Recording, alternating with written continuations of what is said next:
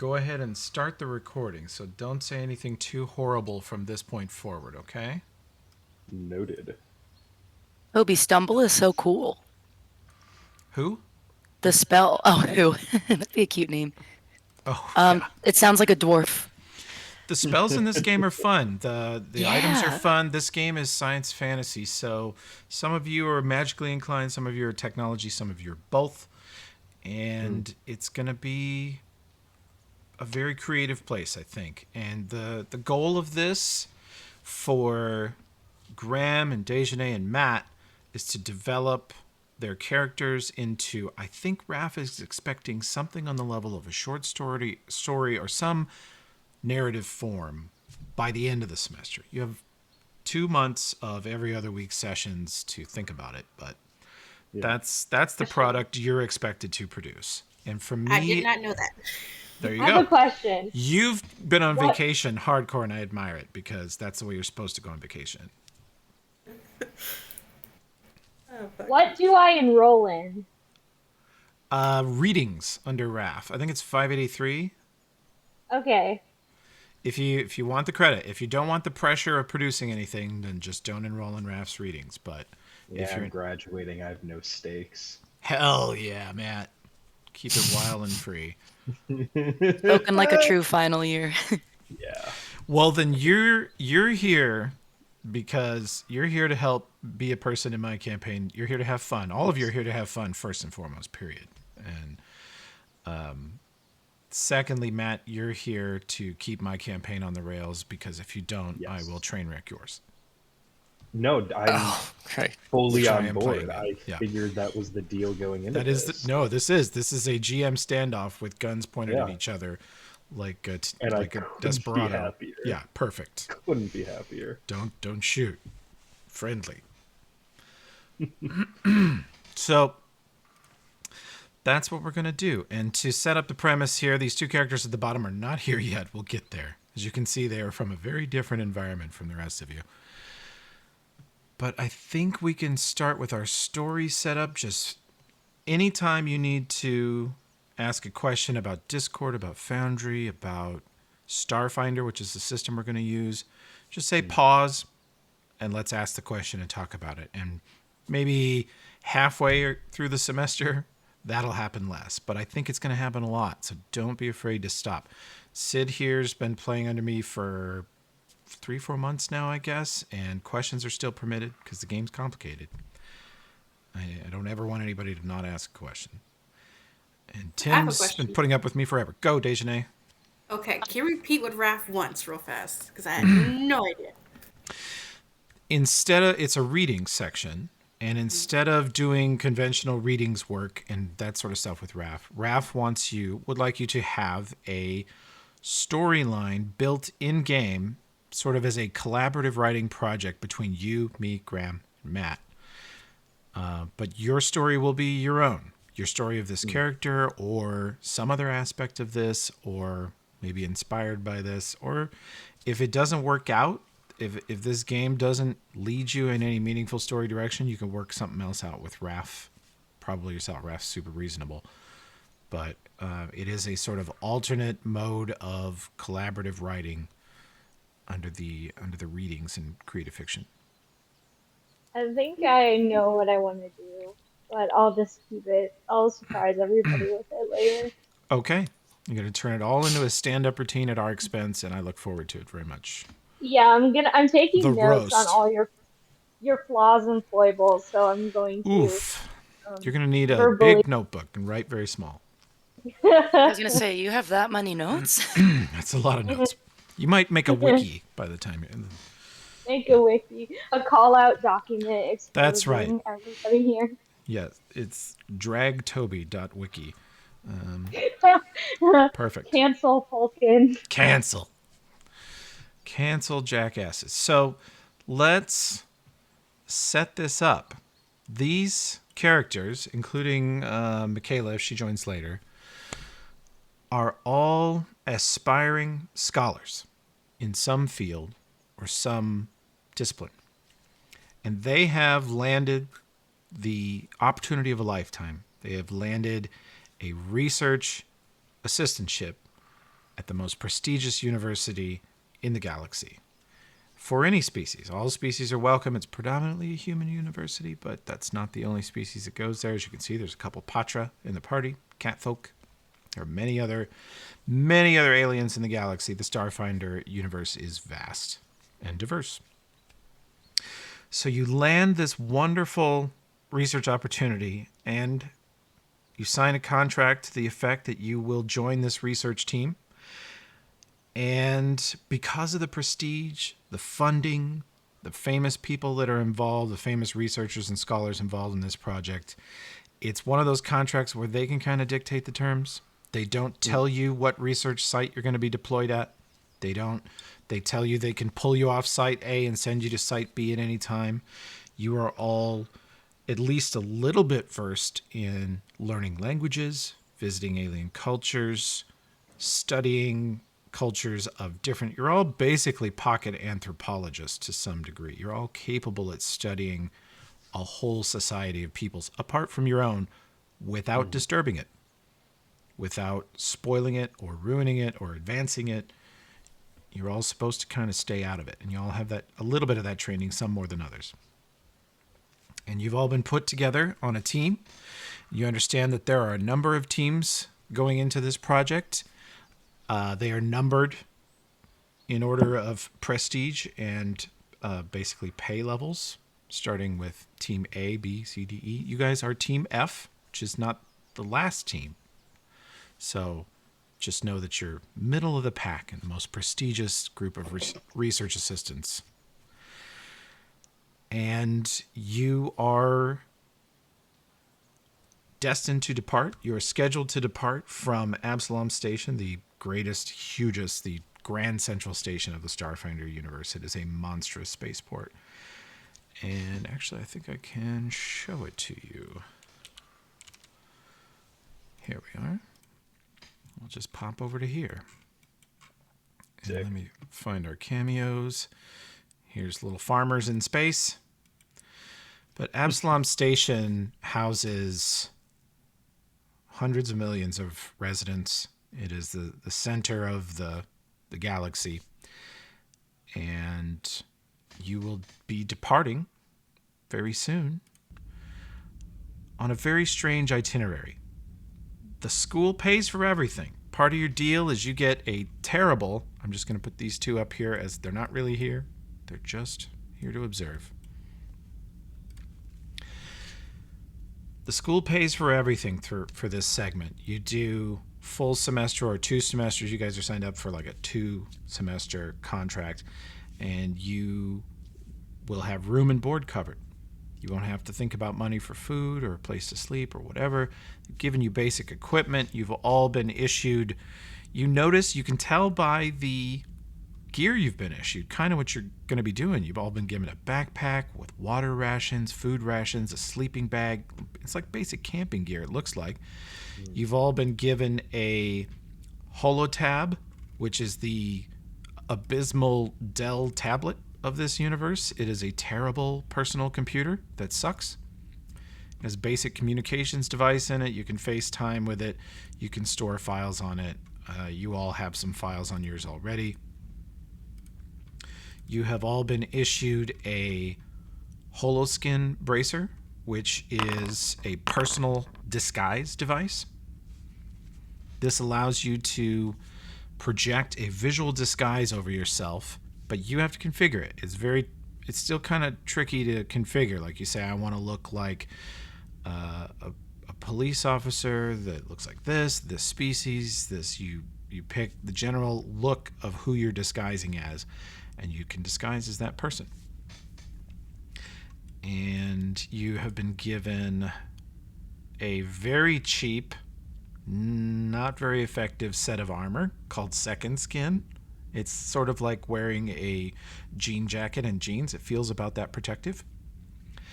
You have been issued your Space University sweatshirt, which is a lovely, brand new, very expensive sweatshirt. Those are normally $75. You were just given one as part of your compensation. Thank you very much. And I imagine together they're gonna keep me safe from road rash, from like a motorcycle accident. they'll keep you safe from feeling inferior. They should make you feel like not that you shouldn't feel like you've made it. You should feel like you might be about to make it after slaving away for this program for a year or two. So like my last 3 years. Yes. Unfortunately, this is going to be a little deja vu for you guys. Mhm. It might be a little on the nose. Really piercing stuff here. Yep. So it should be easy to role play. And just like at other tables, feel free to say in character, out of character to let us know who you're speaking for. We'll get used to each other and get a sort of a flow down for that. But the characters are at a spaceport, waiting to depart. And as you approach, you are supposed to embark on a ship called the Hupo. And as you approach, you can see very clearly that the Hupo is a nuclear waste transport ship. It is basically a space dump truck for hauling hazardous materials. And that's how they're shipping you out to the site. 2-for-1 for storing us in some sort of passenger section, some sort of lounge. You're sleeping in the spare crew quarters, which there are 4 bunk beds, and the ship is departing here momentarily. You are here waiting at the spaceport, and this is where the characters first meet each other and first get to kind of visually lay eyes on each other and size each other up. But you've read a basic description of your team, so you're expecting 2 humans, 2 Patra, a magic and kind of cultural expert, a scientist, hard science researcher, a cultural liaison, and a security officer / technician / pirate. A pilot, not pirate. That's very different. Pilot. Oh, we'll see how things go. Yeah, we might get there. I mean, I'm open to anything. I can try not to railroad you guys too hard this semester. And if any of you are ready to give a short, 30-second description of what your character looks like. I guess I can go first since I've been making him for a long time. But Matthew is a short cat man. He's a black cat. He's got yellow eyes. He also has glasses because he spent too much time playing video games on the convoy he snuck away on when he was a young cat. And he likes to wear human clothes. He's not wearing the sweatshirt right now because he thinks it doesn't go with his pants. Okay. Dejanay or Matt? I am Tomas Suchanek. I've, been raised my entire life to go into the military. And when that didn't work out, my parents were incredibly disappointed. And I turned myself over to academics. I try to put my, life of piloting expertise to use, and a lot of it translated to technical skills. And I am hoping to prove myself as an invaluable member of this research expedition, so that my parents' investment in me wasn't a waste. GM to player, I chose a theme. I just threw it on there for him called Street Rat, where you're basically a former criminal. But there is a theme called Ace Pilot, and if you want to switch to that, that might be a good choice. Let's do it. Okay. Go ahead, Graham. I gave my characters physical attributes, but do you guys need to hear his backstory? Not yet. Let's let it unfold. Okay. So Toby created my character for me, but it matches. I really enjoy her. My name is Cairo Bari. It's a Cairo. It's a Cairo. Well, Oh, if you're going Egyptian, it's Right. Cairo. If you're going Midwestern United States, it's Cairo. going Cairo the right way. I get confused every now Okay. and then. Okay. Cairo. She is a black woman. Um, I am a black woman. So um, she has curly hair. She can't see very well, so she has glasses because she reads a lot or pretends to read a lot. Um, you can't quite put your finger on it, but there's something about her. Maybe she's mysterious to some, reserved to others. Um, yeah, it's Okay. sensible fashion.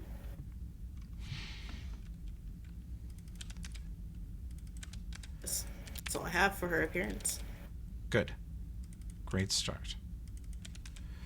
I'm realizing that you need some more skill points spent. We'll figure that out. I don't see you rolling too many intimidate checks. Okay. We'll straighten that up in a bit. Well, you guys are sitting here in the airport watching people come and go, and this man over here declares that it's time to board the craft using his skill, Bureaucratic Magnificence. And as you approach the ship, you are given a biometric retinal scan to verify your identities. And this strange humanoid, it's definitely a robot, but it's clearly tied to some other hive AI because it doesn't say much and it seems to be connected to the ship, at least wirelessly. It opens the doors and transplants you guys into the ship. Let's see. Pull you over here. May not be able to see much my guest characters for this because you're not present yet. That's okay. Okay. But you can see the living quarters you're given. You've got one tiny bathroom and one tiny sink, 4 bunk beds that are a mess and clearly have personal artifacts objects of the crew. Clearly they were just forced out of here. And as you guys are let into your suite such as it is, the door is locked and you hear it seal behind you. And you know that you are in for at least a 2 or 3 week journey on this. And mostly you just hear the ventilation of the ship. You don't feel much vibration. It's a big, big craft that you have been let into a tiny little piece of. And any of you who are skilled in engineering could roll it. Yeah.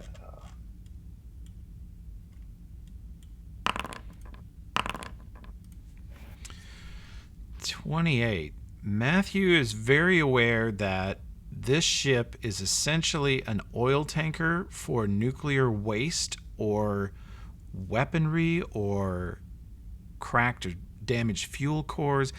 It hauls hazardous material. Its hull is extremely thick, not in an armored like battle sense, but it holds in poison, radiation, heat, you name it, it can contain it. And so every section of the ship can be just separated with bulkheads from every other part. It's just meant to contain disasters or transplant dangerous materials from point A to point B. And one thing, you understand this too, Thomas. Is it Thomas or Tomas to use, or do you think you'll change it?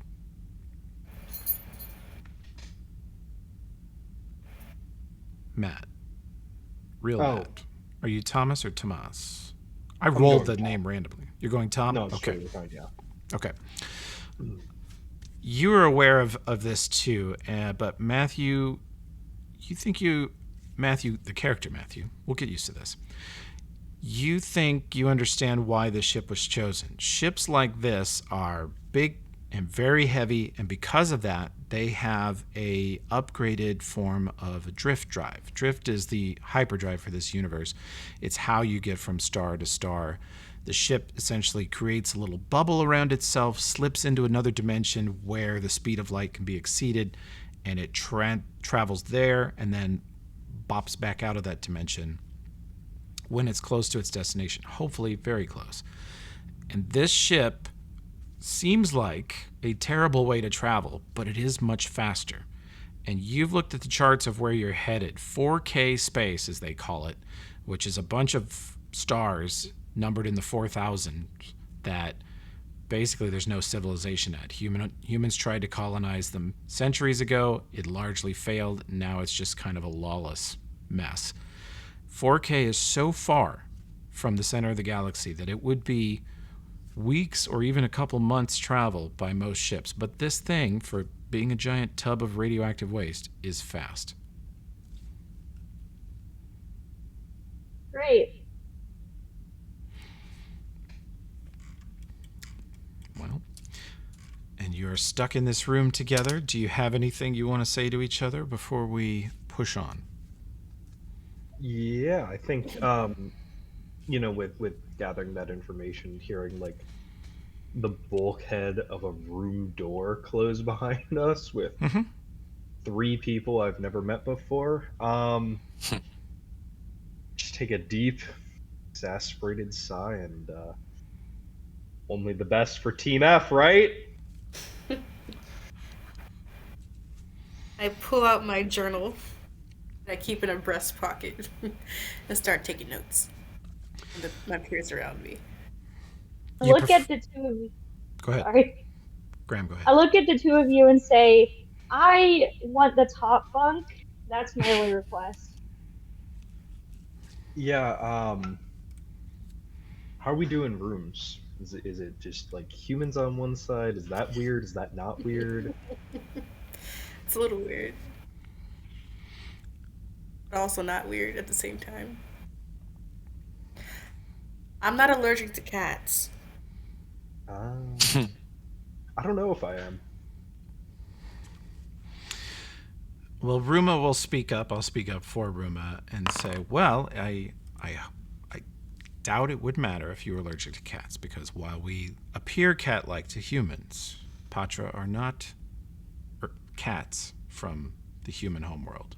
We are very different species. I'm gonna play it safe, and I'm just gonna take another room from y'all just in case. Feel a little offended at this, but I don't tell anybody because for all the humans I've met before, it's been very rare that they mind that I'm a cat person. But I guess some people do. Yeah, the Patra are reminiscent. The Patra know this about the humans. The Patra evolved on a planet with another intelligent species that was like a lizard-like humanoid that was much bigger than them, much more aggressive, and vastly outbred them. So the Patra learned to survive in the shadow of this hyper-aggressive, super dangerous other species. And when they became a spacefaring civilization, they did so with the lizards and sort of made their peace with them. But the Patra later learned of the humans, and the humans immediately were afraid of the lizards and didn't like the look of them and loved the Patra, and it's worked to the Patra's benefit forever, that the Patra are vaguely visually reminiscent of some beloved Earth creature. Why they let me on their ship after my parents died because I was cute. Yep. And they wanted a cat, so I was there. No, it's something the Patra have used to their advantage ever since. As soon as they learned that they are you look at other Patra and you're like, that's an ugly fucking Patra right there. But the humans are like, he's cute, I love him, he's my son. And you're like, okay. Like, we'll take it. So I stay awake the first night so I can observe my crewmates. I don't fully trust everyone. Sure. Just to sleep with them. Well, in the same bed. Not same bed, same room. Bunk bed. Anything can happen. I could get like bludgeoned in my sleep. That's true. So I take a cover from a bottom bunk from Matthew's room. Or is that Rumah's room? Excuse me, I confused the two. We're sharing the room, so it's our room. I see. So I take it from Tomas' rooms. Mm-hmm. Yeah. And I make a little pallet in Okay. the hole. Okay. Yeah, you basically have only these 4 rooms for quite a while together. And we're not going to role play all 3 weeks, but do any of you have any sort of guess as to how your character will feel after 3 weeks cooped up with these strangers? He was a video game addict. He picked that habit up while he was Mm-hmm. Mm-hmm. on the human ship. So he has his Switch. It was given to him by one of his old human friends, and he is 100%ing Super Mario Odyssey. So he doesn't really care that he's cooped up here because he has entertainment. Okay. My character assesses that um, Thomas at least won't smother me in my sleep, and I break down and I get into bed instead of the hard floor. Okay. But she's getting a little stir crazy, but just really getting to know the people around her. Well, you guys discuss a great many things over 3 weeks, get to know each other a little bit. You get to know Rumah, who is your cultural liaison for this trip, also has a Space University sweatshirt that she doesn't wear because it doesn't match her pants. It seems to be a Patra thing. And you all know that you were given a holotab by Space U, which includes a copy of the contract you signed, which includes your piddly stipend amount that you're getting paid per month. And you were given a strange security clearance file that was not fully explained to most of you, but Tomas can explain to you why it's given this way. It is called a janitorial clearance. You basically have been given the security clearance of a janitor for a military quarantine zone. 4K space is not inherently dangerous, it's just space, but many of the worlds there have suffered some sort of cataclysmic environmental disaster. They're mostly not inhabitable. You know that a lot of the work you'll be doing in spacesuits, hazmat suits, or scanning from space. You'll be protected, but the security clearance you're given is probably to get past some sort of screen or network of defense drones, defense ships. So you'll be showing that if you ever need to show credentials of why you are in an off-limits area. All of your holotabs have also been loaded with an app called Dialects of Beatrice, which apparently is a planet in the 4K space that you're going to first, and is a crash course in the dialect and language of a human colony in 4K space known as Beatrice, and it is a kind of old-style human dialect. It's not too hard for the 2 humans here. For the Patras, you've learned several languages yourself, and this is sort of a, Duolingo, high-speed. You're not going to be fluent, but you could say hello, goodbye, I need to use the bathroom. I think that's definitely what Thomas has spent a majority of the last 3 weeks digging around in. He wants to be prepared. Well, you can tell with your military background, and Rumah can extrapolate on this too, that whoever wrote this Dialects of Beatrice must have gone there. And typically for these research projects, first they send in someone to just observe, listen, learn the geography, learn the language. So some cultural envoy, like Rumah herself, but she says it wasn't me, probably went to Beatrice for the last couple months, learned the local language, maybe made some contacts, and created this guide. And don't know where they are now, but that's probably where this came from. Absolutely. And then you all have your FacePass ID, which is a very unflattering picture of you in a digital ID on your holotab.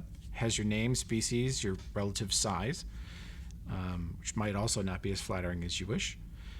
And if you have military security clearance or records, it's there. Your piloting certifications are there. If you have a criminal record, it may be hinted to there. And your allergies are documented there. So if you're allergic to penicillin or something, it's there. Does mine say that I am allergic to cats? It can if you are. I would say I seriously never found out, and since the offhanded conversation, I would have, checked out my ID plenty of time, looked it over a couple times, and Okay. curiously investigated. Well, are you finding now that you're in a small chamber with, the one thing about this ship, because it's supposed to haul hazardous material, the ventilation's really good. The thermostat works really good. When you turn on the air, it even has buttons to apparently completely evacuate the chamber's air supply. You can actually suffocate each other at any point just by smashing a button. I would say then it's still up in the air. Okay. It's possible. It's possible. You had a few No sneezes. sense of allergy yet. Yeah, Okay. but nothing unusual. Okay. I'm skeptical. All right. Let's see. Tomas, Cairo. Who did we lose? Graham got disconnected from Foundry? Yeah, my computer crashed. I'm Okay. gonna open it back up again. Okay. I don't think you missed much. Okay, what happened though? In the last couple minutes, we're just discussing the language learning that is happening. Everyone has an app on their holotab that will teach them a language, which is basically a variant of human language for a planet called Beatrice. Cool. I also went over very quickly that you have your ID in your holotab and you have the clearance of a space janitor for the 4K system, which is required because it's a quarantine zone. I think I crashed down whenever you were saying that the other Patra, I don't remember what her name is, was not the person who made the translator. Right. Yeah, she said she didn't do it, but she recognizes what it is. She's had to do this herself before. They go hang out with these people, learn the language. You have 2 months, and then you're going to write a guide. Also, Thomas. Apologize. Go ahead, Graham. I accidentally clicked to open Homescape, so once that game loads, I'm going to click out of it so I can go back to what we were doing. That'll happen. Let's see. You guys suffer through a long and very boring journey. You study the language as best you can, and you hear and feel just the slightest shift in the ship as it is clearly docking with some other entity. And by the movement of the ship, those of you that have ranks in piloting, you're pretty sure you've docked with a space station or something very large. And indeed, you are then let out of this tub into the 4K regional spaceport, which I'd like you guys to picture as the Marion Airport of space. It's small, cheap, and effective. And the ships you see flying around it are absolute turds. You can see over here on the left is the Hoopy Janitorial Services cargo liner. Mm-hmm. You can see some garbage shuttles floating over here. You see a big, ugly ship down at the bottom right. You can see this thing is a cargo freighter with a lot of repairs. It looks like it might have been constructed out of 2 or 3 other ships. It doesn't really fit. Man, that thing kind of looks like a wad. Yeah, its name is a wad. Yeah. And indeed, if any of you have the computer skill, you can opt to use it right now.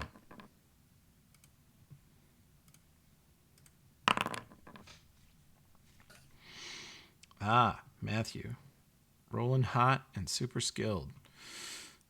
So if you want, you know that the Hoopo does not have, it's Hoopo, not Hoopy, but Hoopo does not have the most strict security as far as its comm system. So if you tap a panel on the wall as you guys are disembarking, you can read the IFFs of any local ships. You can see the names. Is that something you think you'd do? I guess I'll do that. I'm just curious. Okay. Well, this white chunk of crap over here at the top right is just in the IFF as Field Study Shuttle. Boring. The Hoopo is in the Hoopo Janitorial Services. There's an absolute turd, just an absolute garbage bathtub of a ship. And it is the model is called Acorn, and it's in the IFF as Acorn, which is, like buying a Ford Taurus and just naming it Taurus. It's silly.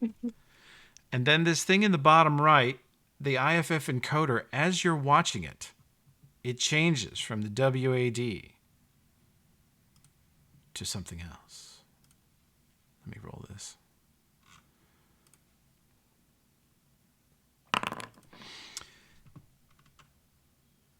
And yeah, that's what it was. So amazing luck. You watch the WAD and the IFF sort of scramble for a second, and then it reappears in the list as the pork chop.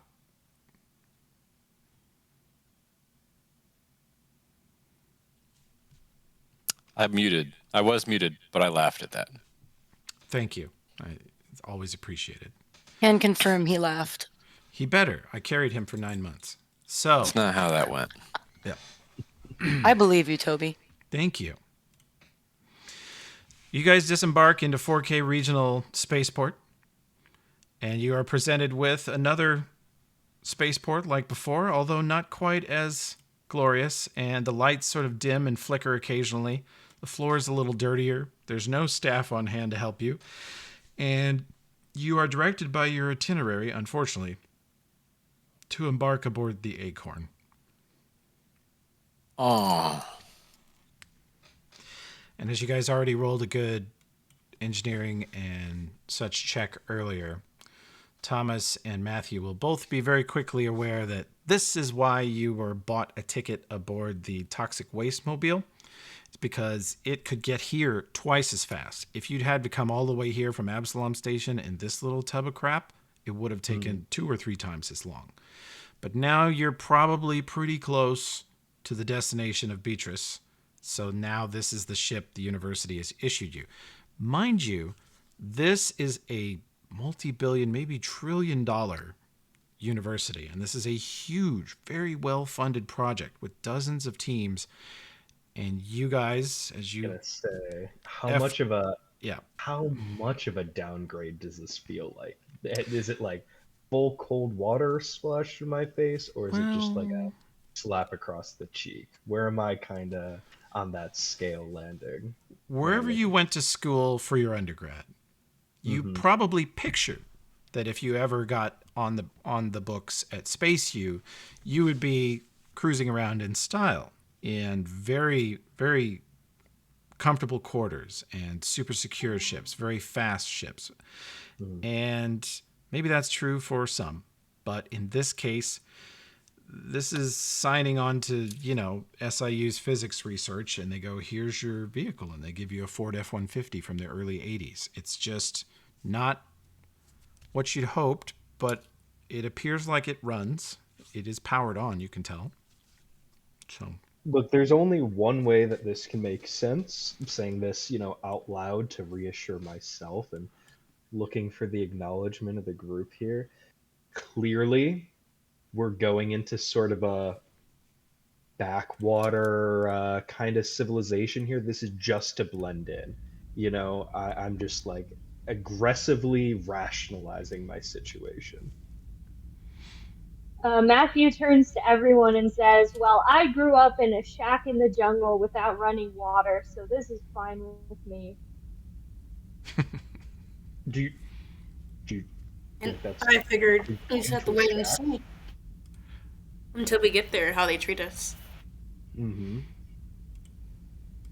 I try not to pass off too much judgment, but I am not too happy.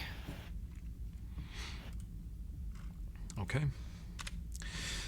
Well, you guys embark aboard your new home.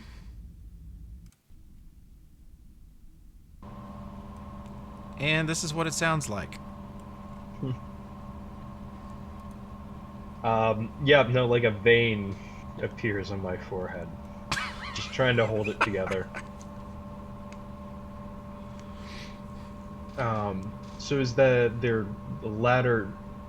This looks like an engine room. Yeah, you're in the lower deck. There is a bedroom here. There is one bedroom with a bunk bed. There are these jump seats with seatbelts, harnesses that you can sleep in. Yeah. This is access to the main engine, which probably should be more shielded from the living quarters. Sometimes engines emit fumes, radiation, you name it. And if you move your token onto the ladder, you will be moved upstairs to the upper deck. Gotcha. Yeah, push past the rest of the group. I, take a look at the living quarter, go right up the ladder, and just grab a seat. I'll be spending most of my time in here, so figure out the bed situation. However, the journey is only how long? How long is going to be the descent here? Roll me a piloting check.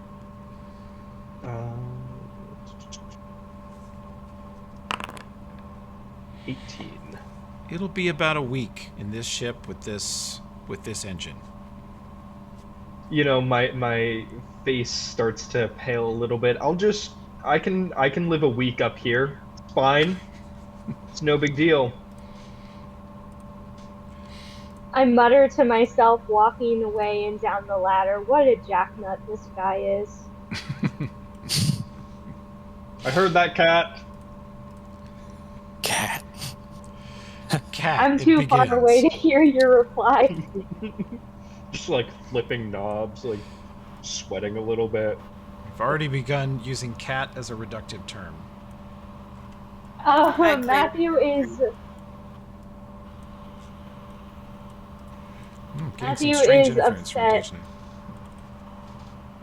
Is At that the from use- someone's mic? Yeah. Whoa. Is it Sure. my turn? It's like a portal to hell.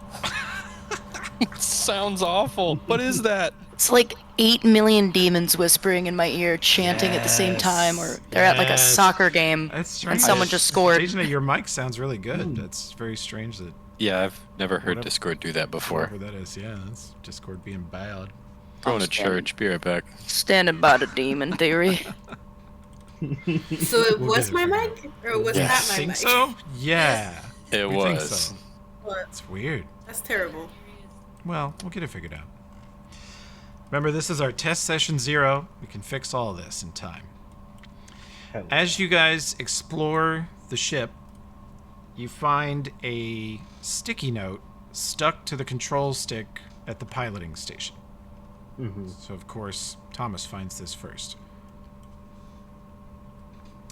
And it has coordinates that you believe apply to the planet you're heading to. And it says Peachy and Smuckers and has a heart drawn around them. Now, does this mean anything to me? No. Other than the coordinates, look like maybe a chosen landing zone. It looks like right on the North Pole of the planet. Yeah.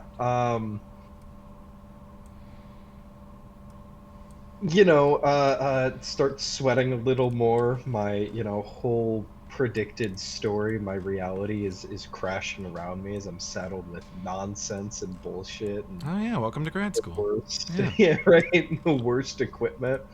Less jazzed about being a part of Team F.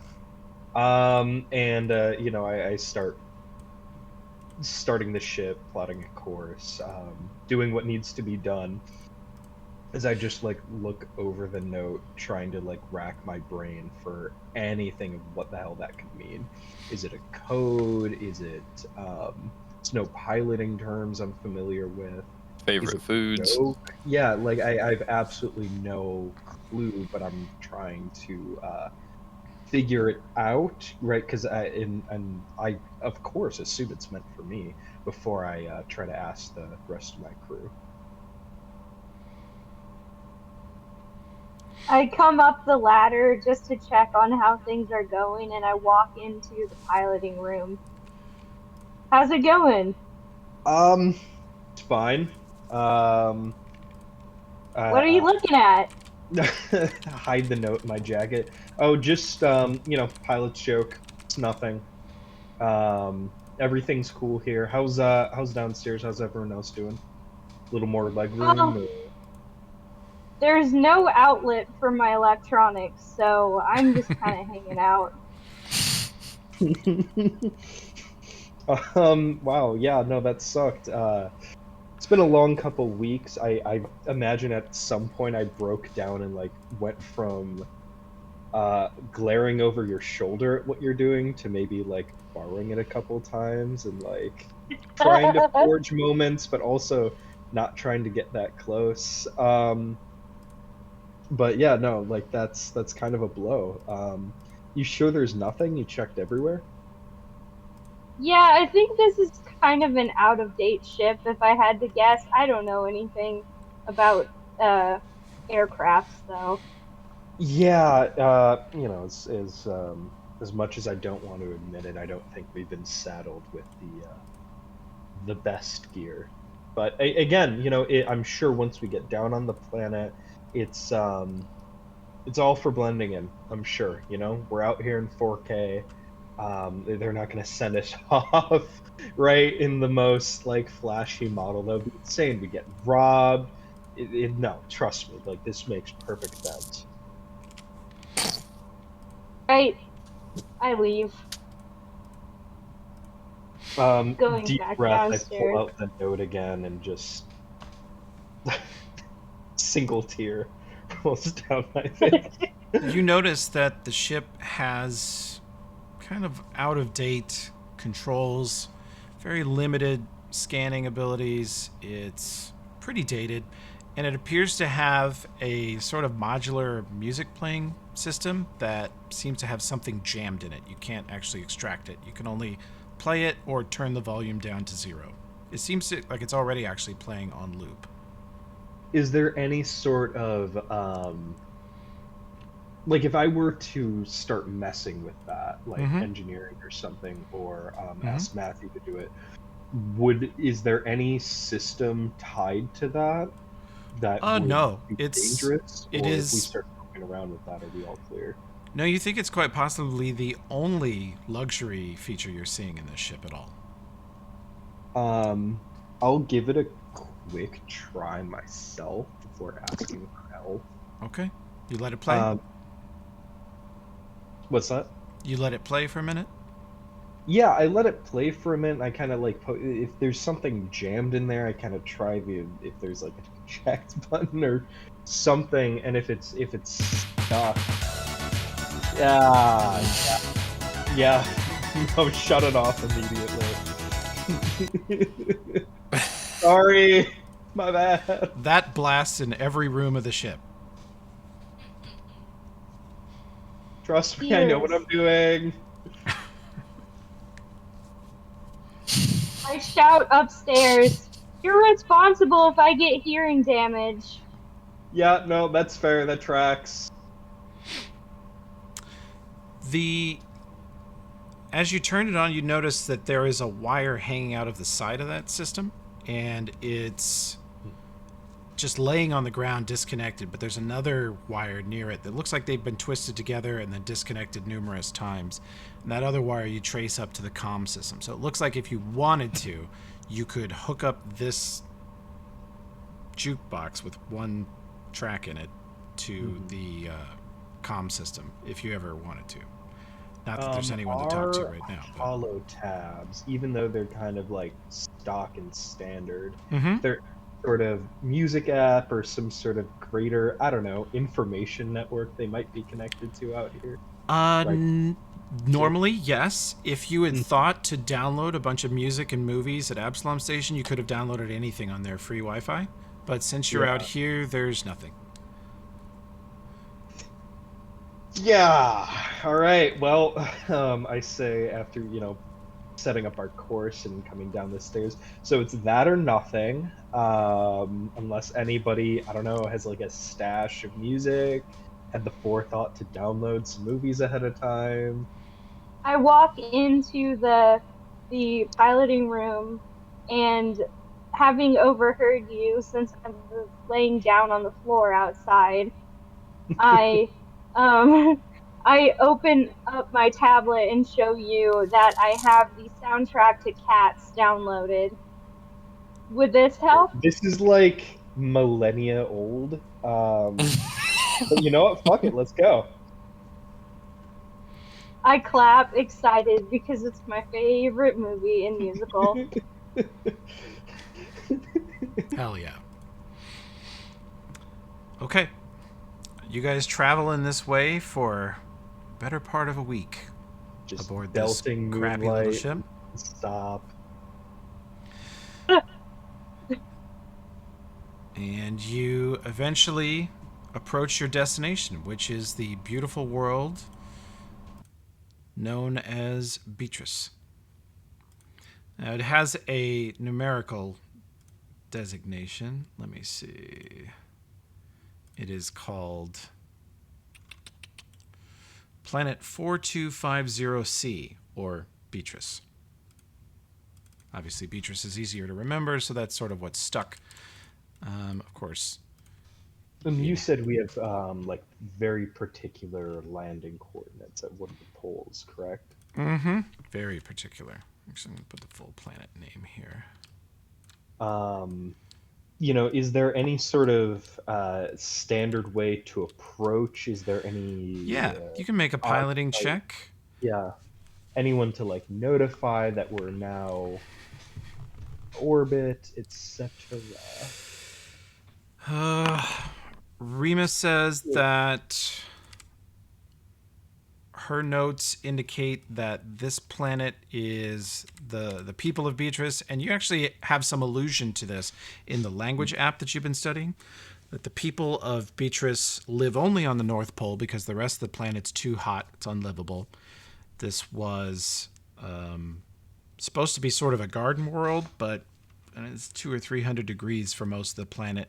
The North Pole is where the humans live.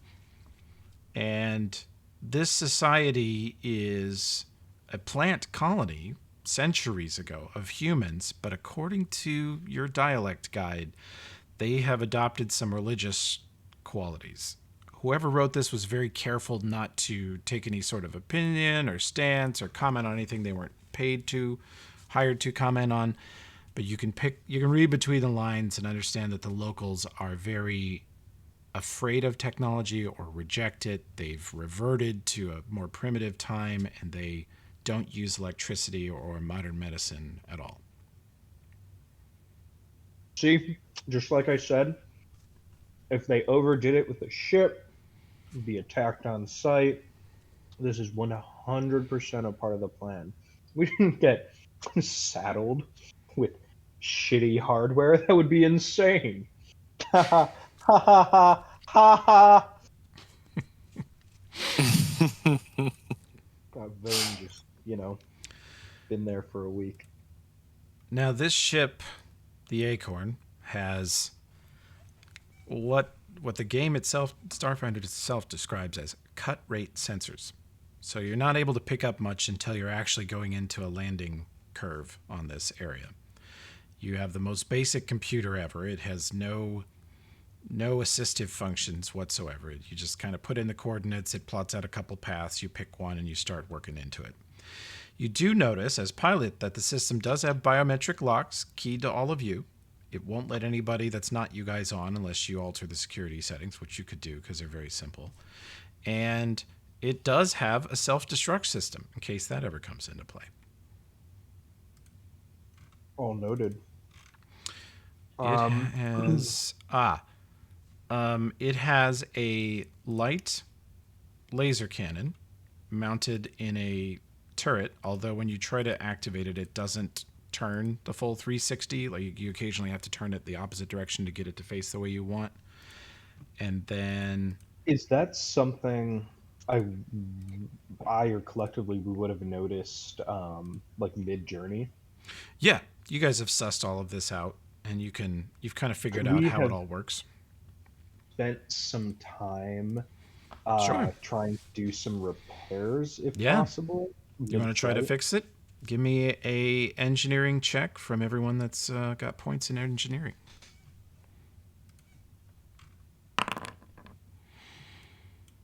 $13.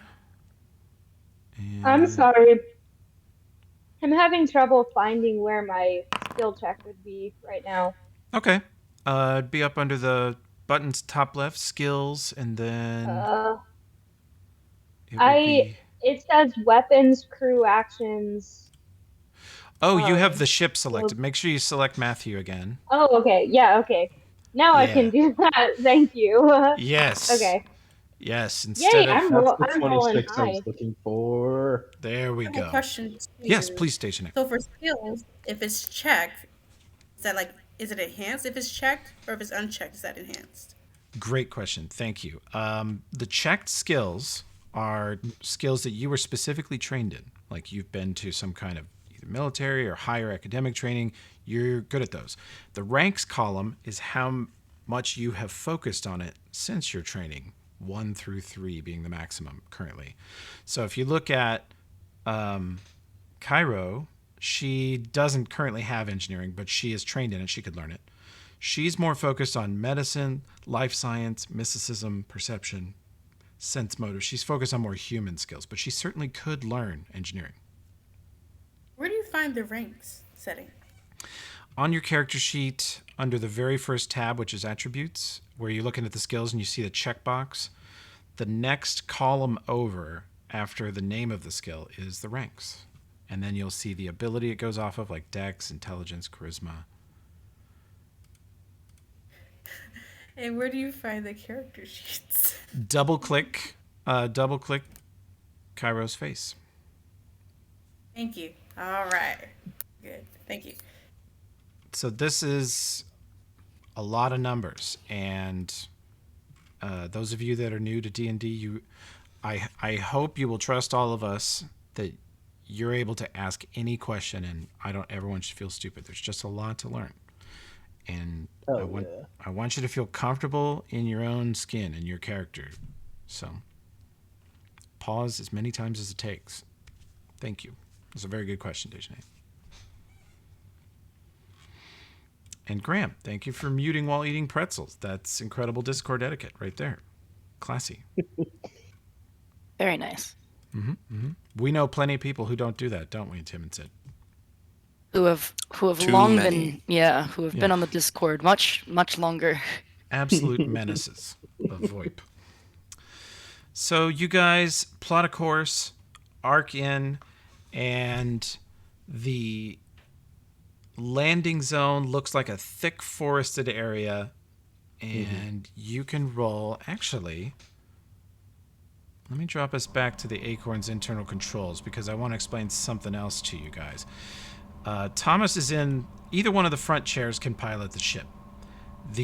Whoever's doing engineering for the ship, worried about engines, performance, stuff like that, hull strength, that person can operate in the other chair.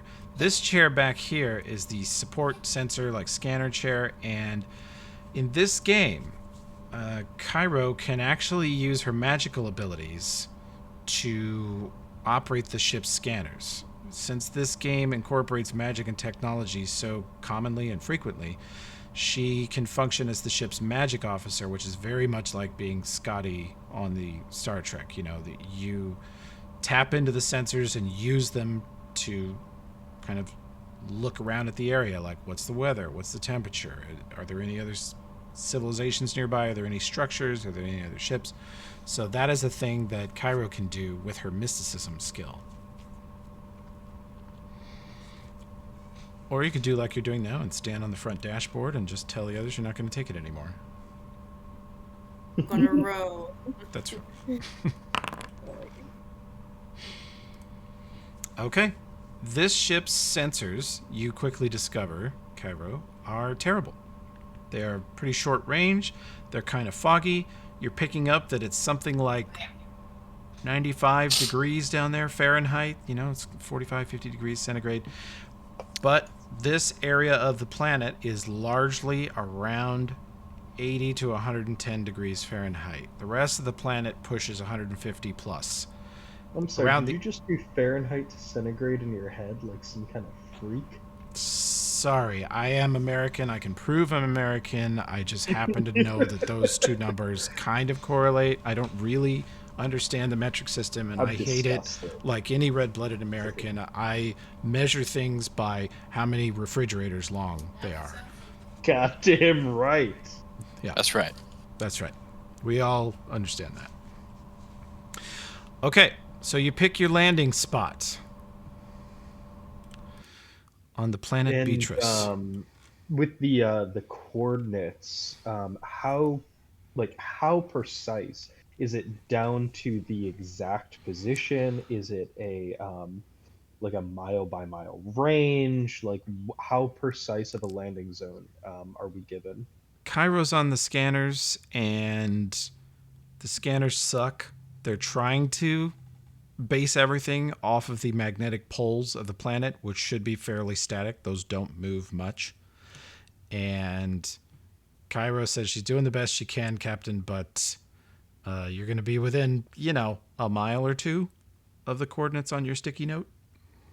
And is there anything in our documents that we've received, our information about the area that says, like how the civilization we're coming to is set up? Are we going to be right outside? Is it going to be a long, hour-long trek there and back off the ship every day for safety? Like, if I don't land this with utmost precision, or we're kind of wonky because of the shitty sensors, how bad can the situation get? Rumah says that she is the cultural liaison for this mission, and she has some more notes. And we are not to land within sight of the village. We are to disguise as local pilgrims on a traveling tour.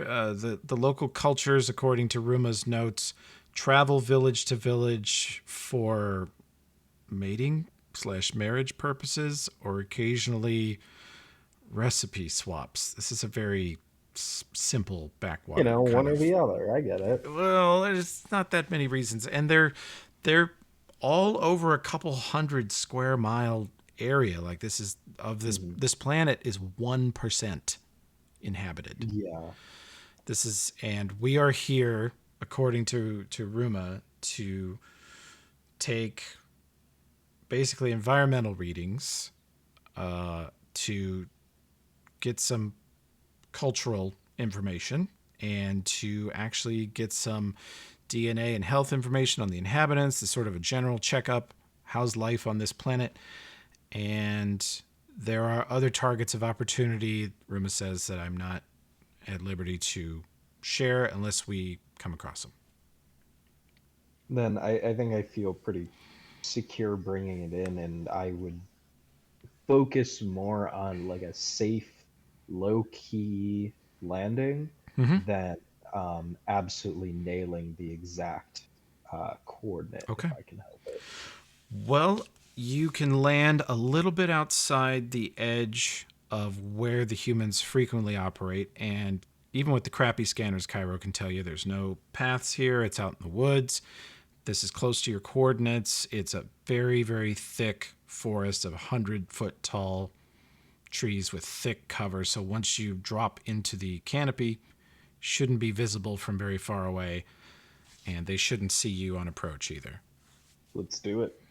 Okay, give me a piloting check, and we will land. 31.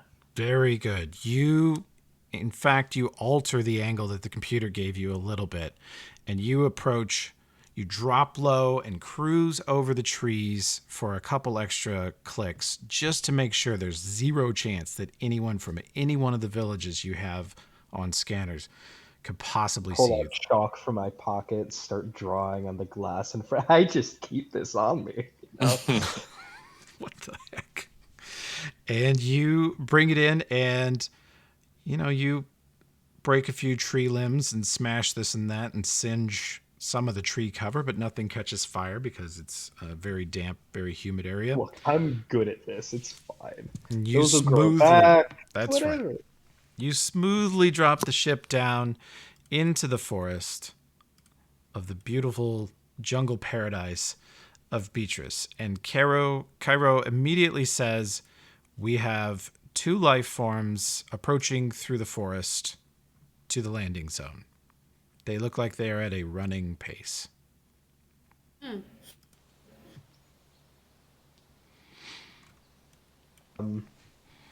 As you guys land Shit. and open the gangway, You see two young humans in local strange garb, very primitive clothing, run up out of breath, soaked in sweat, bending over at the knees because they've been sprinting.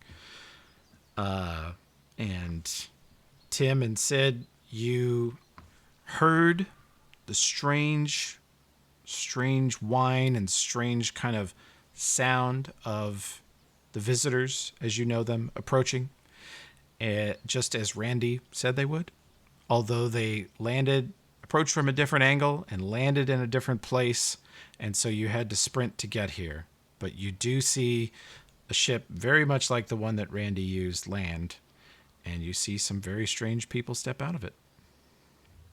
Before we step off the ship, I, look at the other members of the research team, and I, pull my stun pistol out, and I just go, yeah, no, yeah, kind of like I wanna- motion at my belt. What do you, yeah, no, Let's yes. assess your motives first before we draw weapons. Look, I'm not gonna I draw it shrug and- unless we need it, but like, what do you think? Yeah, bring it. Yes, no. You can bring it, I say, but I'm not going to pull out any of my weapons because I have the charm factor. All humans like cats, and I think I'm going to be just fine. That is accurate.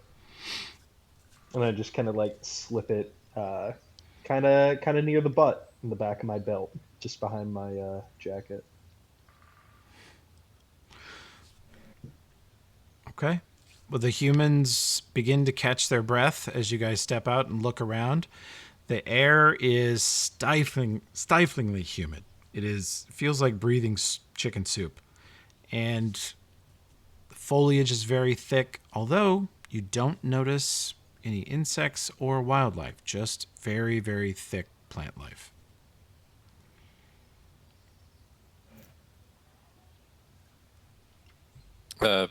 Peachy sort of slowly stands up, still breathing hard, and he says, "Hi, welcome to Beatrice." You guys notice that the locals are each carrying a quote-unquote weapon. It's about a 5-foot long stick with a flat piece of metal on the end. Some might call it a shovel. Kind of like slowly I reach my hand and just kind of like put it behind my waist. Hi, I think is the, was that right? Does that track? How's his language? Oh, they sound foreign as hell. Ha. I say it back to him, try and like show him the pronunciation. It's actually a little bit more like hi. Ha. Hi. Chime in too. I'm just like, hi. Hi. Hi. Hi. Yeah, you got it. You gonna get it. You'll fit right in. Cool. Now, you two locals, Peachy and Smuckers, you notice that these four just look very strange. You very rarely saw Randy in his normal apparel, which is something Tomas almost looks like it. Randy was definitely a human, but wore a different outfit. And Randy very often disguised very quickly and almost magically as a local. And you're hoping that these two will do that, otherwise there's going to be a riot. Oh boy.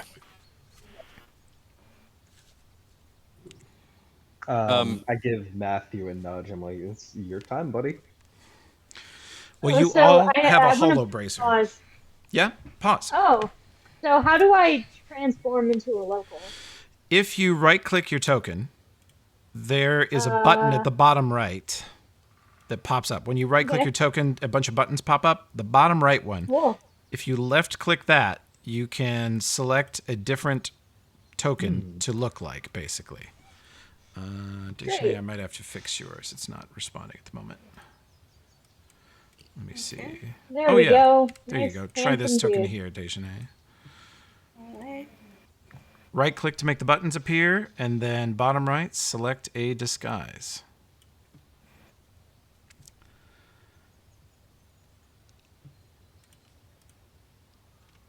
And this list is, you can scroll up or down.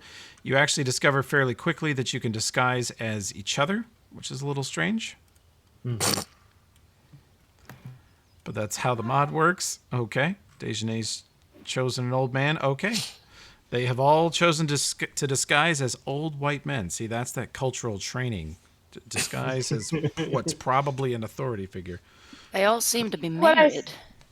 that's what I saw in all the human sitcoms, so Yep. figure this must be what humans like. Oddly enough, it would have been more confusing for us if you'd come down off the ship looking like we do. So this is at least considerate of you.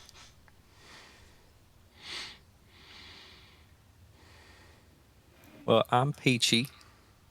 This is Smucker. Is Randy with y'all? Are we expecting Randy to come with this party? And he just lied. Randy said, I don't know if I'll be back, but some others will come back.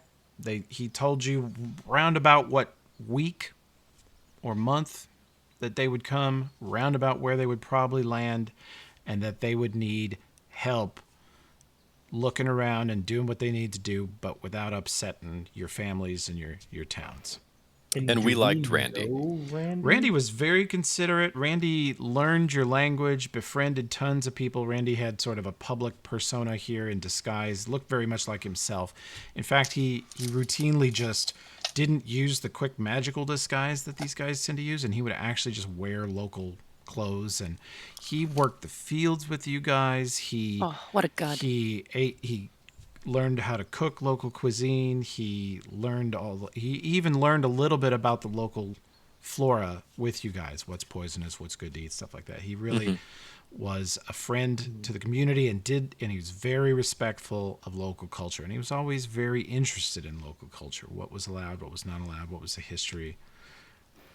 So as far as the as far as his leaving goes, what how did on what terms did he leave, and how did we like explain it to our community? You two are the only ones that know that Randy was more than he seemed. To everybody else, Randy was just some pilgrim that liked to go town to town. They probably thought he was strange, and his cover story was most likely something like he was a widower. Like he'd been married and his wife had died and he just didn't want to marry again. That was the only excuse for him to be a single Tom wandering around unsettled the way he did. And they sort of accepted that. But again, he was very charming. Okay. Now, do we know a Randy? Like, is that anyone to us? Nope. Okay. You think good. it's probably pretty Great. clearly who wrote your language app. Gotcha. And I like fingered the note in my pocket. What'd you say your names were? I'm Peachy. This is Smucker. Our contacts, I assume here. Sort of look around a little bit. Contacts? I mean, we're happy to show you around if that's what you mean. I think it's best you keep on looking like y'all look now rather than when you showed up. Otherwise, it might give people a fright. But we don't mind. Yeah, Generally. noted. And this Randy, was here a little bit ago. Lived with you guys for a while. Yeah, he was here for a while. He worked with us. He was real good guy. Have around. He'd been gone for a bit now. We was hoping he'd come back. Whenever sort of gestures towards the party. Whenever you folks showed up, he said some more people will be along and that we should help him out, show him around, get him where they're going. But we was hoping he'd come back with y'all. He's not with you. No, it's just the four of us, but That's right. friends of Randy. We knew him. He sent us along, and we're here to kind of continue learning about you guys like he was. All right, man. That sounds good to me. I'm imagining that these Peachy and Smucker are, friends of Randy are friends of ours is generally good enough for them. Especially because Randy gave them direction that there would be more folks showing up. So they Yeah, and I'm just incredibly relieved that he was that easy. We just assume they're all as nice as Randy. Mm-hmm. Sad he didn't fit in their sky buggy, but it'll have to do. Yeah, they seem. I mean, Peachy seems generally placated by that. All right. Were we given any sort of like specific itinerary or outline of what we are trying to specifically learn or how to do it, or is it just kind of open-ended, show us what you can do? Rumah says, yes, let's find how we're going to spend the night here. I think the night is approaching. Peachy and Smuckers can confirm it is very soon to be dark. And the village will be friendlier to pilgrims. Rumah makes air quotes to say pilgrims visiting. But I'll go over our objectives here if we want to kind of set up camp. Do you guys want to stay on board the Acorn or camp somewhere else? Well, I myself, sorry for my broken language here, would kind of like to learn how you folks set up camp, and if y'all have any TV here. Hmm. A TV? We got a couple different types of tea. Well, Oh yeah. We're definitely lacking in Well, V, but it's probably not. find something. Yeah, Just look I Matthew in the eye and slowly shake my head. don't know what's in season. We can try. well, thank y'all anyway. Out of character, I'm a man of few words. Sometimes I gesture and point at things, but people generally get what I'm saying. And out of character as well, I can't do a very good accent, so just bear with me. No need. Uh, I think the worse it is, the better it is. that's right. So you want So, to camp outside? in character, I point at the ship. I put my hands in a praying position and put it to the side of my head, and I rub my stomach. Okay. Oh, you're hungry. Hungry? Yeah. Yeah, I and bet. it's been a long trip. We have some provisions on board, and we don't want to put you out on the first night. We can stay here and join you all tomorrow, and come with you back to the town. Be less of a shock coming in the dead of night. Nonsense. We'll take you in any time of the day. The community would love to meet some wayward travelers. We'll leave it up to the rest of them. I'm all Um, for staying or going. as one of the newcomers seems to be hungry, I'd like to donate the consumable in my inventory that is cake in a cup, if that's actually supposed to be there. Oh, It is. In fact, you have brought enough for everyone. Everyone can enjoy, if you want to distribute those now, between the two of us.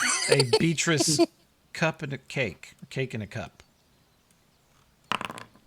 This is really similar to cupcakes we have back home. No, it's Isn't What's that that right? now? It's completely. That's a weird name. Yeah, that sounds it's weird. Yeah, no, it is weird. It makes a lot more sense like this.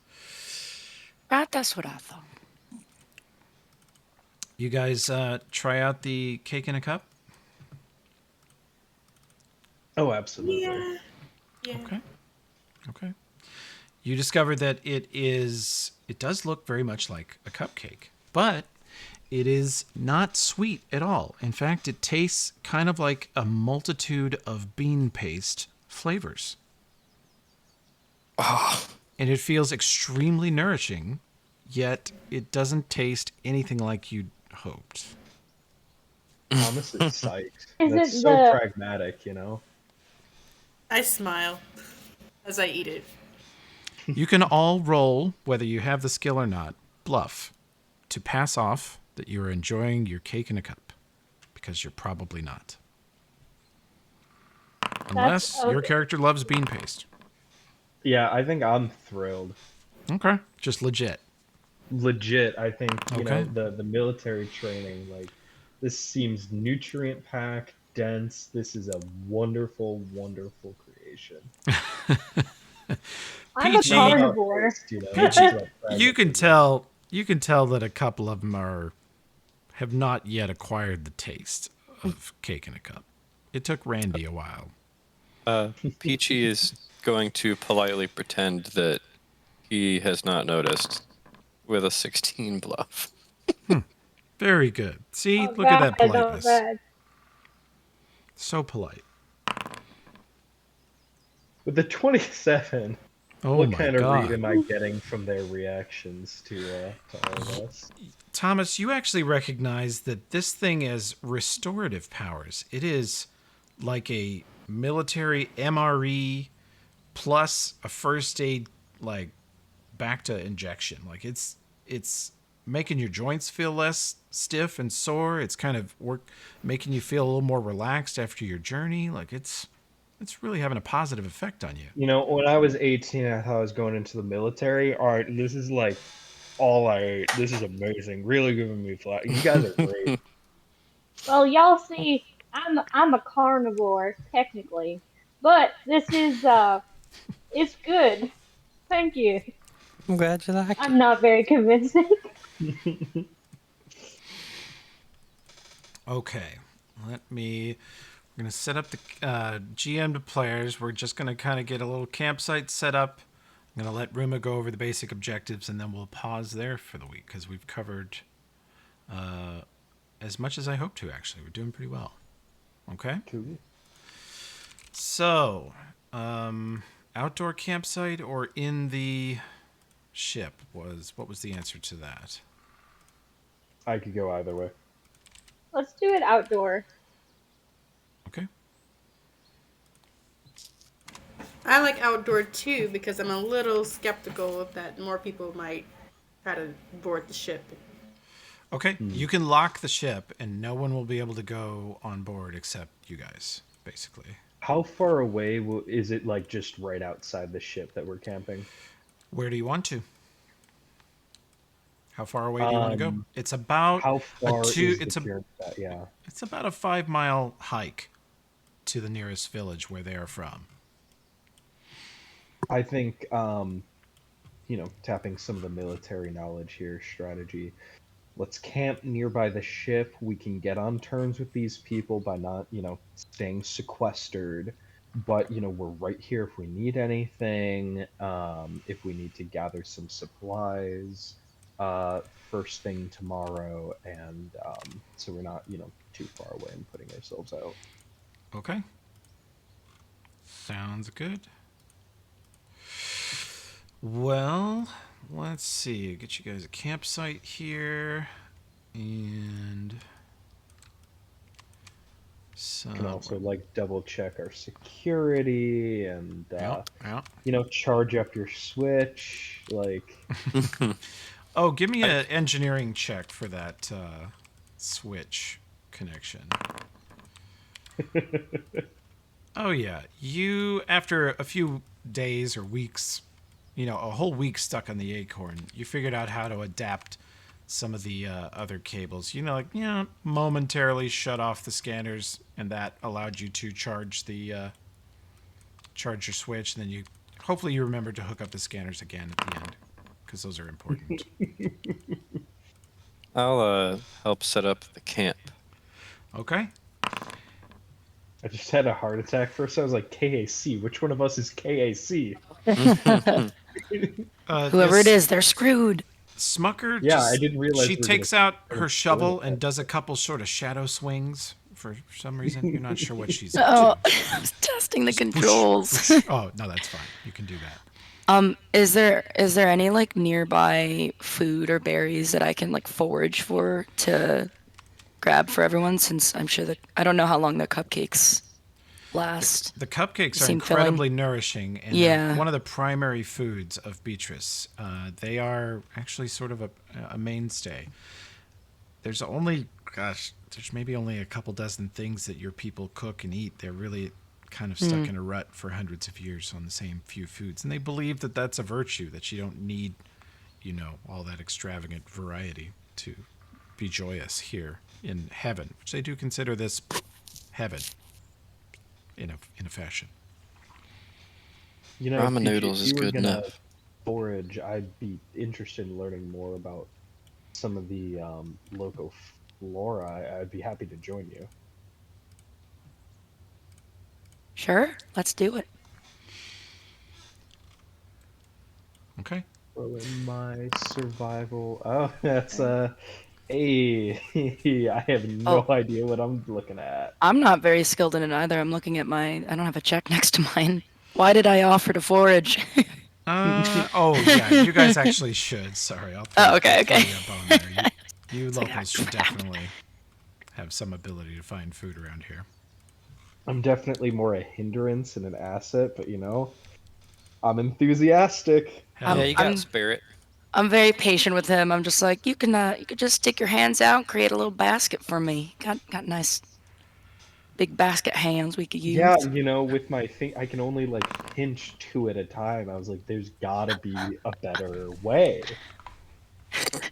You're like crushing them in your hands accidentally. I'm just gonna eat them Careful, right away, but they're super delicate. yeah, We gotta I'm wash used 'em. to handling cold steel. This is so you not crush it. Wow. Yeah, We've don't crush them. yeah, don't crush them. Hold them like you'd hold like a baby kitten. Wow. All right. Okay. Watching All right. Yeah, I'm getting it. We've gone through like an entire bush, but most of them are just like squished and Smeared on my dropped. hands. Yeah. Your hands are another color right now. Oh hell yeah. I sit and watch from the sleeping bag, judging and laughing at you guys because I don't like the pilot. Oh. You're snickering, cat.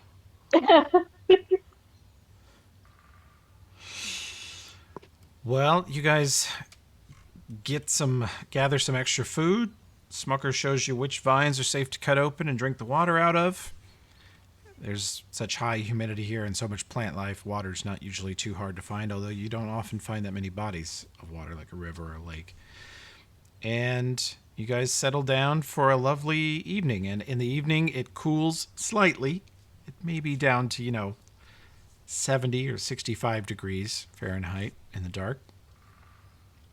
A cool breeze passes through the jungle, and you find yourself relaxing a little bit. It's much calmer somehow. It's a calming feeling being out of the ship, not being in the vacuum of space where, falling out of the ship means death at any moment, into a place with lots of food and water and space. Wide open space. Claustrophobia melts away from you and you get a lot more comfortable.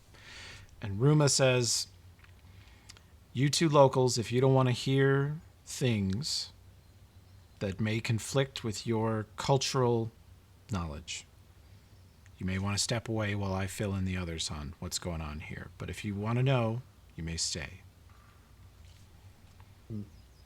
I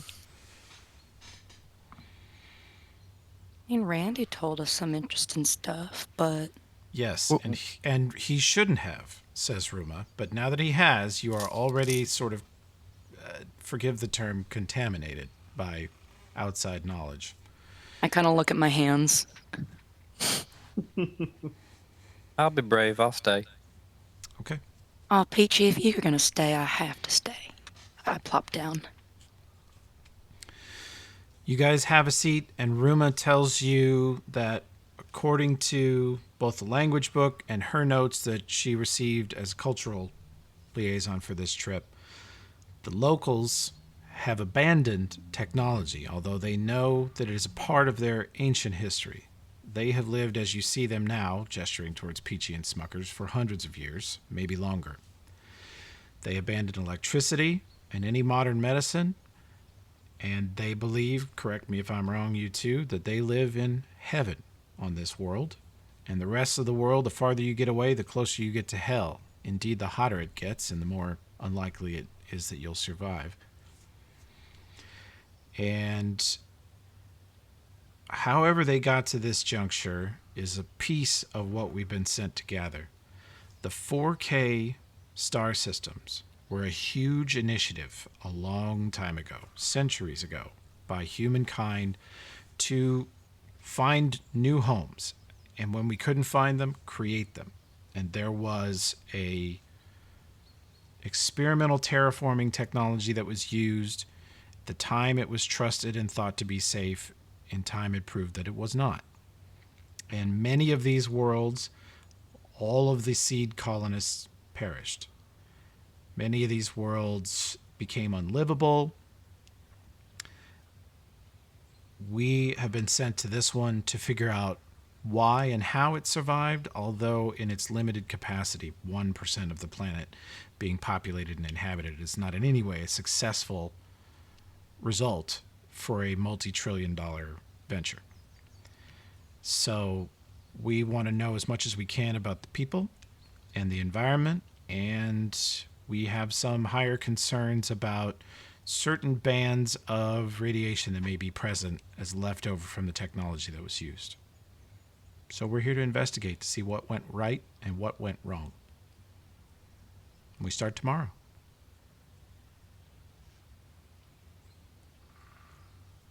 Do we have any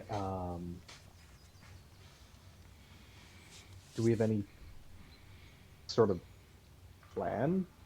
Any sort of leads to look into this history?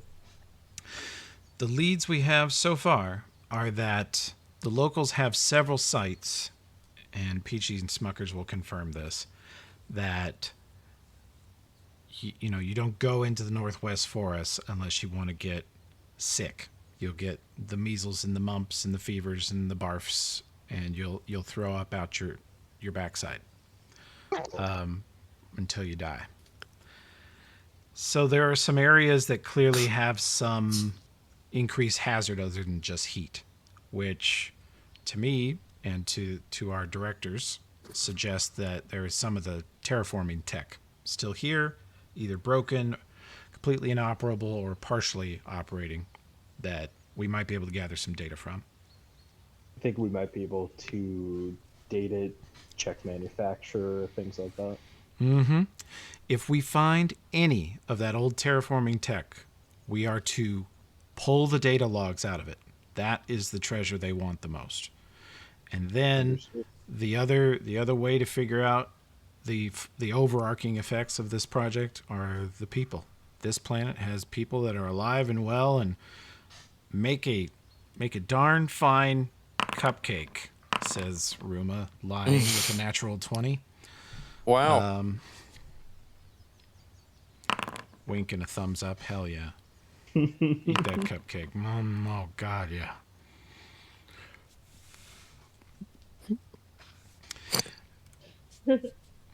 And so that'll be our plan. But we can start with whatever area.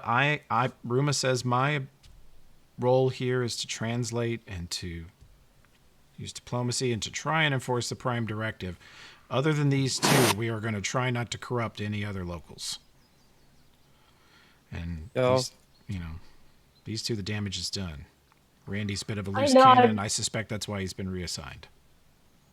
I nod solemnly and say that I know how it feels to go native, so I'm not going to.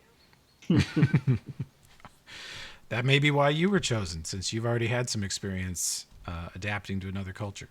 You Patra. Yeah, I was kind of comparing Matthew in my head to like Alf or something like that. He's like totally loves human culture, even though he is a cat person. He wishes he was a human person instead. Well, you found things to love, and they've been fairly good to you, especially compared to the other species you shared your homeworld with, who are hyper aggressive and scary. And go ahead. Just to clarify, is tomorrow our goal? Like, do we have information about these sites? Do we have like a sort of most promising one we can start with, or is tomorrow the start of gathering information before we determine which of these sites to investigate.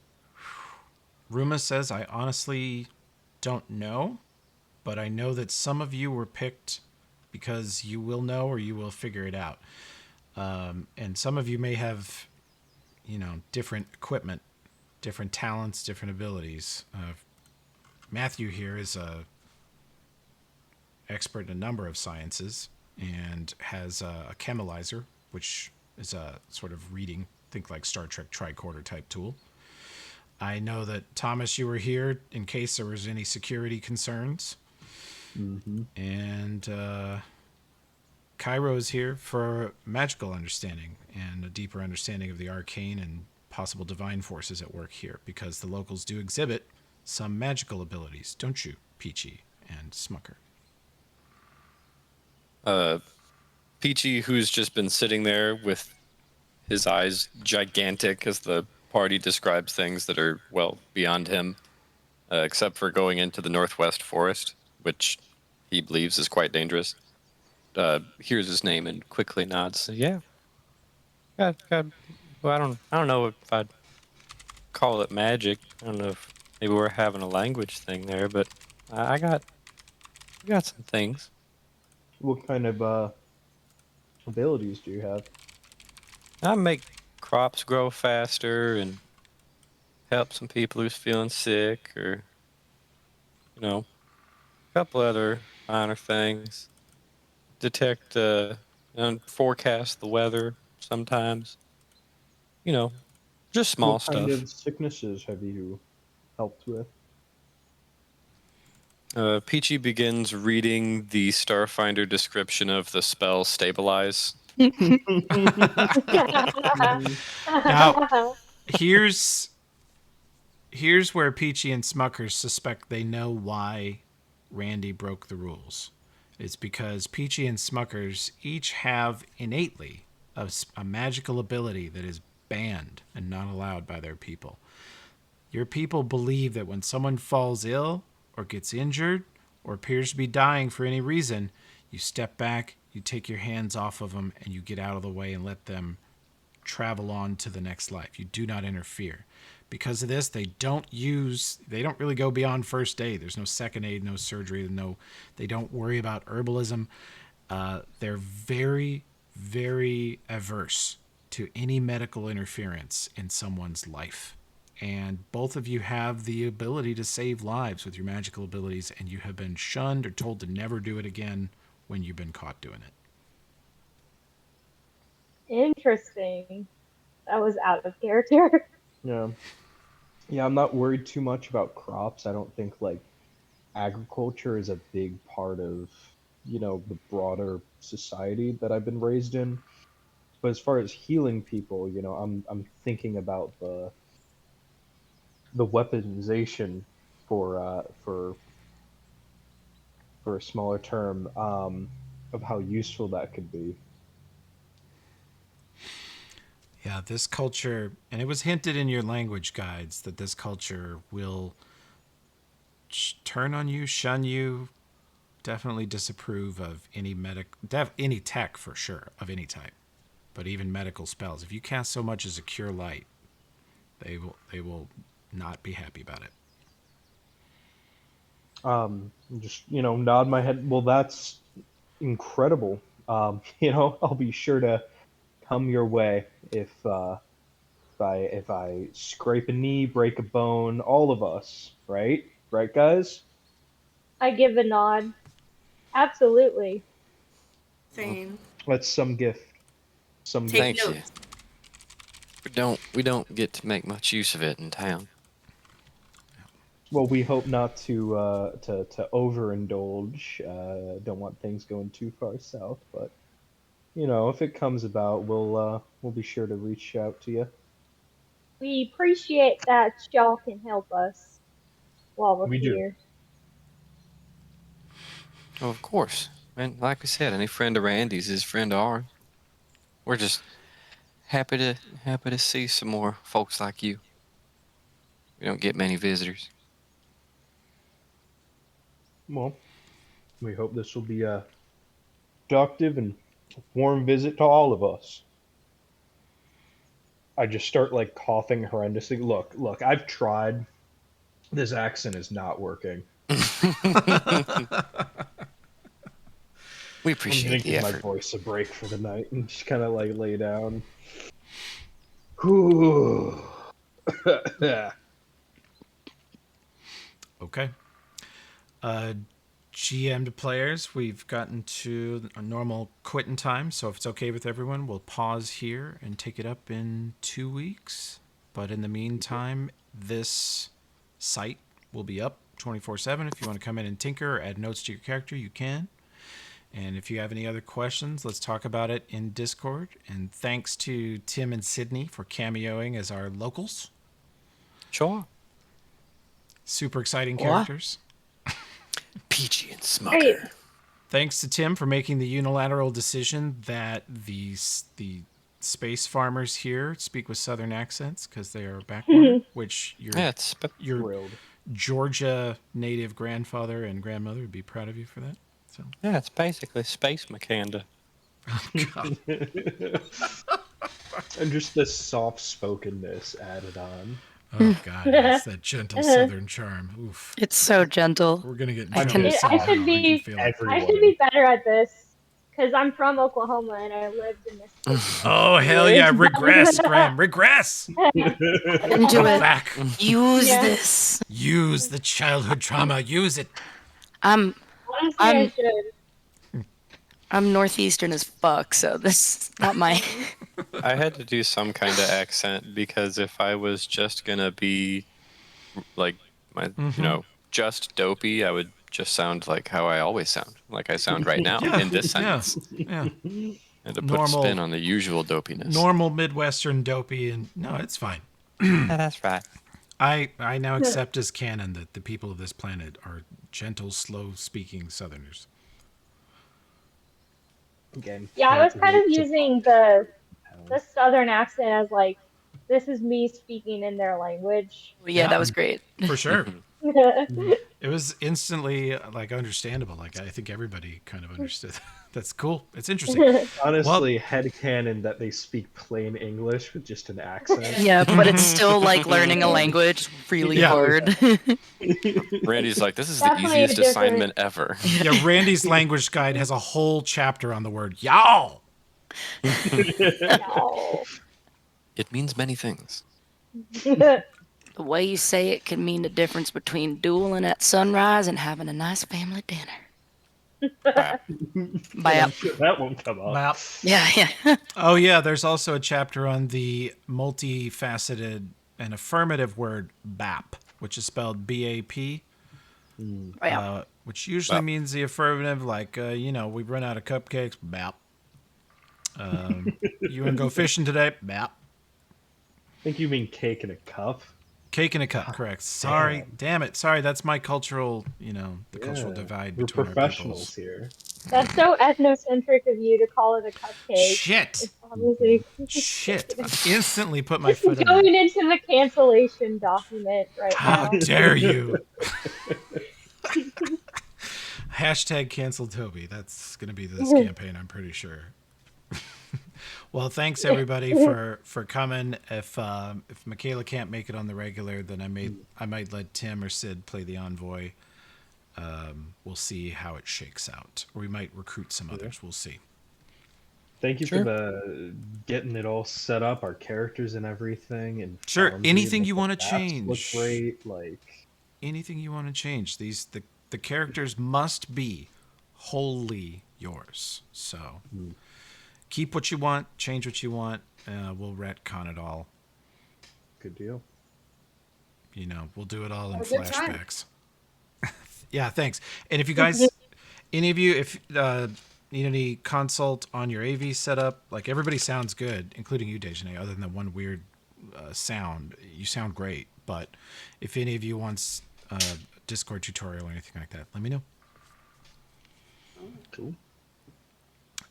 And if it's just us, if Michaela can't make it, then we could actually all play in person because we're all in Carbondale at your convenience when you guys want to. We'll get pizza and do it. Okay, but I want to keep this table kind of small. You three are my main, and then Alexis is gonna cameo a little bit. Jeffrey Punski's gonna cameo. Supposedly Pinkney's gonna cameo. That'll be a handful. And then Tim and Sid are on staff to help out with whatever. Yeah. Team, F team, F team. Let's go. Hell yeah. Okay, I'm gonna stop the recording there.